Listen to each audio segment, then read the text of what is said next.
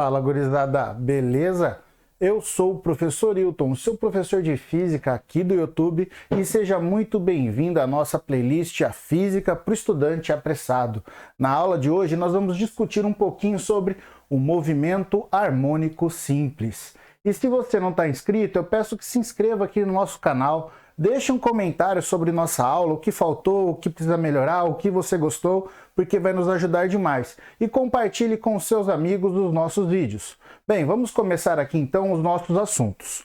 O nosso movimento, ele vai ser trabalhado de duas maneiras. A gente tem que entender certinho como funciona o movimento oscilatório e o movimento periódico. O nosso movimento oscilatório é aquele que um corpo vai estar sempre oscilando em torno de um ponto fixo, que é o ponto de equilíbrio. Você já deve ter visto isso por meio de um pêndulo, que você puxa e ele fica oscilando, sempre passando por aquela região. Sabe aquele relógio que tem um pêndulo? Você que anda assistindo série, tem séries que parecem isso, né? Então isso é o movimento oscilatório. Mas se você, como uma criança que sempre gostou de parquinho, já foi alguma vez, o balanço também funciona nesta ideia, tá? Então, o balanço, ele sempre vai passando naquela posição central, que é a posição de equilíbrio. E isso classifica o nosso sistema como um movimento oscilatório. Agora, esse movimento oscilatório pode ser também caracterizado como um movimento periódico. E ele sempre vai ser periódico quando a posição que ele ocupar vai ser sempre a mesma, a velocidade que ele tem ao longo da oscilação sempre a mesma e a aceleração sempre a mesma. Lógico que para determinadas posições. Para cada posição, num certo intervalo de tempo, esta posição, a velocidade e a aceleração não podem ser alteradas. Lógico que ao longo do movimento, determinadas posições têm sim pequenas variações. E é isso que nós vamos determinar com o nosso MHS. Só que para entender ele legal, a gente precisa de alguns conceitos básicos. Dois conceitos importantes para a definição do movimento periódico é entender o que é o período. Então, o que é o período de um movimento? É o tempo gasto para que ele dê uma oscilação completa. O que vem a ser esta oscilação? Foi lá no parquinho, puxou no balanço, então está saindo desta posição. O balanço vem para frente e o balanço volta. Quando ele volta para esta posição, isto se caracteriza como uma oscilação completa, o que definiria então, para aquele tempo, o nome período. Agora, se você cronometrar, sei lá, durante 1 minuto eu vou ficar balançando, então a quantidade de vezes que você balançar naquele tempo definido tem outra grandeza que nós vamos usar para medir isso, chamada frequência. E a frequência, então, ela fica sendo como o número de oscilações que se realiza num certo intervalo de tempo. Bem, como que a gente escreve isso matematicamente? Vem aqui comigo. Ó. Então, a nossa frequência, eu vou ficar aqui de costa para vocês, ela vai ser o número de oscilações num certo intervalo de tempo. Tá aí. Essa é a definição matemática. Durante 2 segundos, ele oscilou 20 vezes. Durante 1 minuto, 4 vezes. Então, o número de oscilações num tempo pré-determinado é a frequência. Só que aí você me pergunta, professor, e se ele der simplesmente uma única oscilação? Bem, sempre que ele der uma oscilação completa, o tempo é denominado período. E aí vem aquela equação que muito provavelmente você deve conhecer do seu estudo, em que a frequência é uma única oscilação num certo tempo. E o tempo de uma oscilação é o período. Classicamente, a galera fala que a frequência e o período são grandezas inversas, né? A frequência é ao invés do período, o período é ao invés da frequência. Mas está aí. Esta expressão, ela é proveniente da relação geral do que é frequência. Agora, que unidade que nós trabalhamos? Bem, a unidade de frequência, se você observar, é 1 sobre segundo. Já que o número de oscilações não tem unidade, é só uma quantidade, e o período ou tempo representa segundos. Aqui também temos como segundo a menos 1, uma segunda forma de representação, mas que de maneira geral isso é chamado de hertz.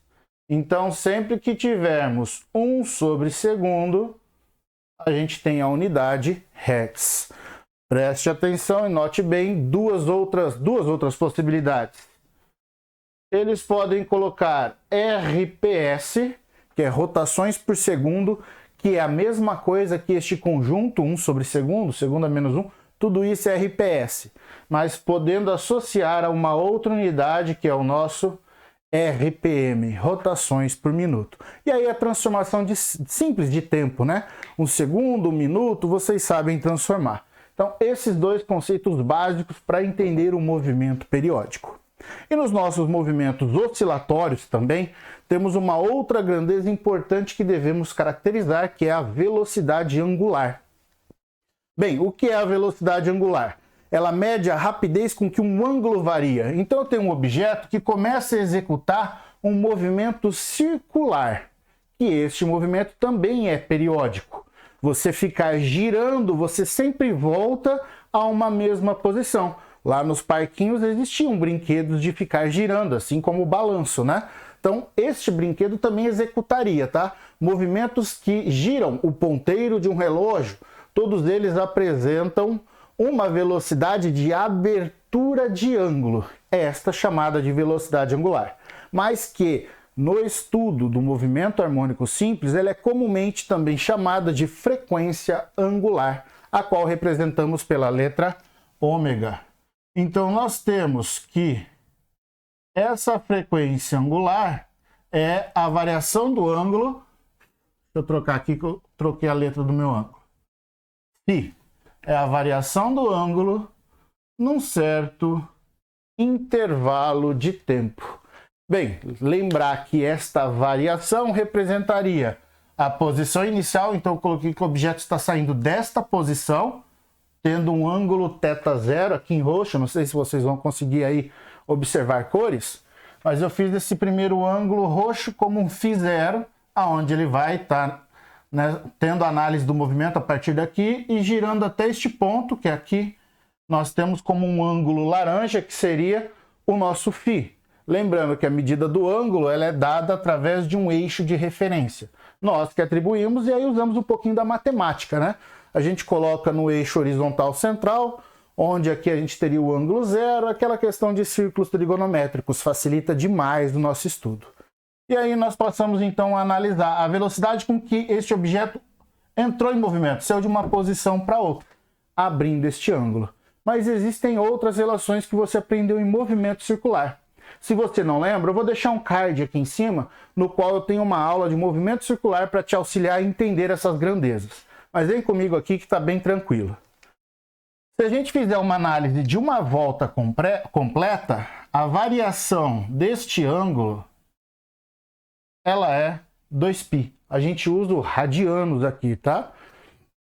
E o intervalo de tempo de uma volta completa é o nosso período. Então a nossa equação, ela pode sofrer uma seguinte alteração. Ela ficar o ômega sendo 2π sobre período, assim como ela pode ser 2π vezes a frequência, voltando desta relação fundamental aqui, tá? E, além do mais, a gente pode relacioná-la com esta velocidade de giro. Vou colocar aqui em cima, onde essa velocidade aqui, que é a velocidade linear tangencial, a velocidade que tenta tirá-la da trajetória curva, ela é dada pela angular vezes o raio, o V ômega R. Essas são algumas equações fundamentais que nós vamos precisar para entender o nosso estudo. E para poder começar a caracterizar o nosso movimento harmônico simples, que é um movimento periódico, precisamos então conhecer, cadê onde eu coloquei aqui? Para vocês, a posição, a velocidade e a aceleração.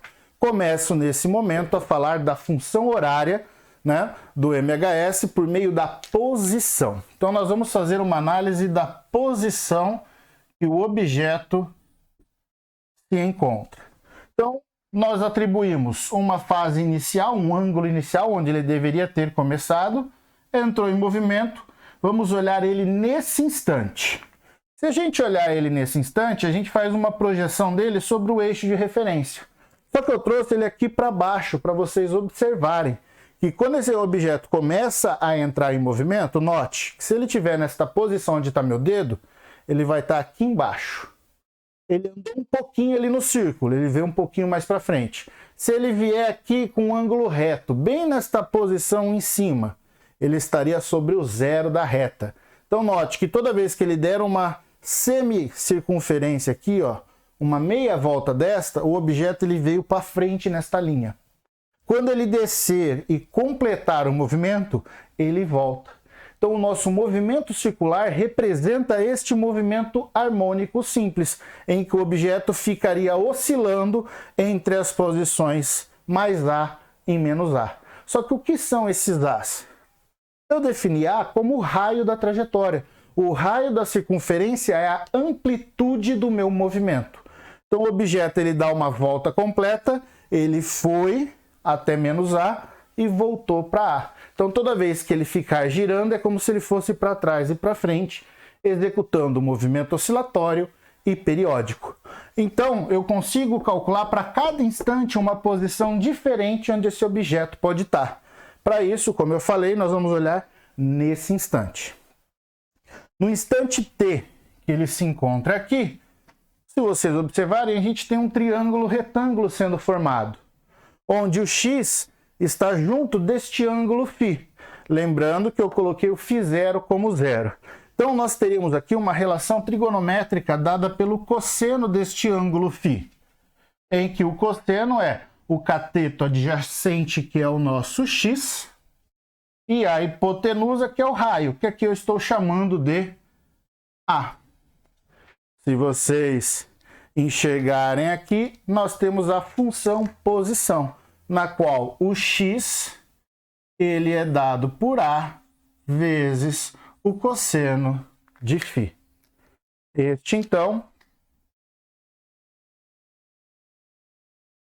Esta então, né, é a nossa função posição. Note que para que o movimento seja oscilatório, a função matemática de que gera oscilações, você deve lembrar, são funções trigonométricas, seno e cosseno. Essas são funções que mostram como um objeto ele pode oscilar. Então, a partir de agora, esse nosso estudo de física, ele dependerá de funções trigonométricas. A nossa posição x ela é dada por A cosseno φ. Se vocês observarem a expressão logo aqui em cima, adotando um instante qualquer, tá? Vocês vão observar que o ΔΦ, ele também pode ser reescrito, vou agachar aqui para vocês observarem, como φ0 mais ômega-t, que muitos dizem que é a equação do movimento circular uniforme, né? Se você já estudou aí, muitos livros, muitos autores trazem, né, esta função, que nada mais é que essa. A gente só não usa o tempo inicial, porque o tempo inicial de um movimento característico na física é sempre zero. Então note que eu posso, no lugar deste φ, fazer essa troca e obter uma equação um pouco mais completa, na qual a nossa função posição ela é dada por A cosseno, aí eu vou só trazer o ômega-t para frente e o φ0 para lá. Tá aí, essa daqui a função posição do nosso movimento harmônico simples. Então temos duas maneiras de olhar. A função diretamente relacionada ao ângulo φ ou a nossa função posição atrelada à frequência angular de giro num determinado tempo. Mas isso, por enquanto, para a posição, que está caracterizada. Mas e a velocidade e a aceleração? Vou apagar aqui e a gente já discute, né, como que vão ficar essas funções. Fiz uma representação um pouco maior agora para que vocês consigam enxergar as duas outras funções horárias que estão faltando, que é a função horária da velocidade e da aceleração. Mas vamos focar primeiro aqui na velocidade. Lembrando que nós estamos analisando, né, um movimento circular uniforme. Temos aqui a velocidade tangencial, que é a velocidade que o objeto tem no movimento circular. Lembrando que conforme ele gira, o objeto tem como se fosse uma sombra, o movimento oscilatório de ir e vir entre mais A e menos A. De novo, escolhendo aquela mesma situação, né, na posição X que a gente viu agora anteriormente, nós vamos fazer a análise desta velocidade. Então, a velocidade do movimento circular aqui para cima, enquanto a do movimento harmônico simples contrária, que é o eixo. Como a gente então vai encontrar esta velocidade? Vou pegar esse vetor do MHS e vou subir ele aqui junto do vetor velocidade do MCU, ó. Então, espero que vocês estejam vendo a cor, né? Roxa aqui, a representação. Observando bem, vou pegar aqui a caneta para representar, né? Levando o ângulo φ, né? Fazendo aquela brincadeira matemática de triângulos, vocês vão ver que ele vem nesta posição. Então, ali nós temos o ângulo φ associado ao movimento entre os dois vetores, a velocidade do MHS, que eu trouxe para cá, e a do MCU. Lembrando daquela expressão que a velocidade é igual a ômega R e o nosso R é o A, vocês conseguem observar que a nossa velocidade do MHS, ela seria uma componente para a velocidade do MCU. Esta componente aqui, ela está associada ao seno do ângulo. Então, ela seria a velocidade do MCU vezes o seno do ângulo φ. Tá claro isso para vocês? Olhando aqui para o triângulo retângulo. Então, a gente pode dizer que esta velocidade ali do nosso MHS, ela é dada, então, vou substituir esta velocidade por ômega R. Então, nós temos ômega. No lugar do R, nós temos a amplitude, já explicada anteriormente. E o φ, a gente também viu lá na função do x, representado da seguinte forma. Então, ficaria seno de ômega t mais φ. Essa, então, a nossa função da velocidade. Lembrando que este aqui é um φ0, né? Que é a nossa fase inicial, o ângulo ao qual, né, nós temos um instante zero de movimento. Aí vai depender de onde ele se encontra, né, no nosso problema. Então tá aqui a nossa função horária.